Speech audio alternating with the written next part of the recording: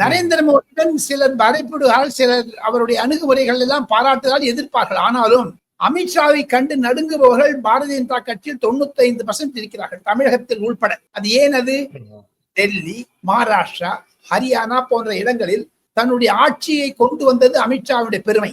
இந்த பின்னணியில் தான் அமித்ஷாவிடம் வக்ஃப் போர்டு விவாதத்தை கொடுத்துவிட்டு நாடாளுமன்றத்தை தாங்கள் கணித்துக் கொள்ளுங்கள், கோஆர்டினேட் செய்யுங்கள் என்று சொல்லிவிட்டு பீம்ஸ்டிக் மாநாட்டிற்கு தாய்லாந்திற்கும் இலங்கைக்கும் பறந்தார் பிரதமர். இந்த பின்னணியில் பார்த்தால் அமித்ஷாவிற்கு ஒரே ஒரு நோக்கம் வினோத், அந்த 2 தொலைக்காட்சியினுடைய நிகழ்ச்சிகளில் வெளிப்பட்டதை தவிர தனிப்பட்ட முறையில் மாதத்திற்கு ஒரு முறை 10 அல்லது 15 பத்திரிகைக்காரர்களை கூப்பிட்டு அமித்ஷா ஆசிரியர்கள், நிருபர்கள், அரசியல் சம்பந்தப்பட்டவர்கள், குறிப்பாக தொலைக்காட்சியில் வரக்கூடிய விவாதம் செய்யக்கூடியவர்கள், அவர்களை எல்லாம் கூப்பிட்டு அமித்ஷா பேசுவது வழக்கம். சென்ற முறைக்கு முன்முறை நான் சென்றிருந்தேன், அதாவது பிப்ரவரி மாதத்தில். அமித்ஷாக்கு பிப்ரவரி மாதத்தில் இருந்த கோபம் என்பது, சீற்றம் என்பது வினோத் கணக்கில் நடக்காது. அந்த வைத்து பார்த்தால் கண்டிப்பாக ஒரு புதிய திருப்பம் இருக்கும் தமிழக அரசியலில்.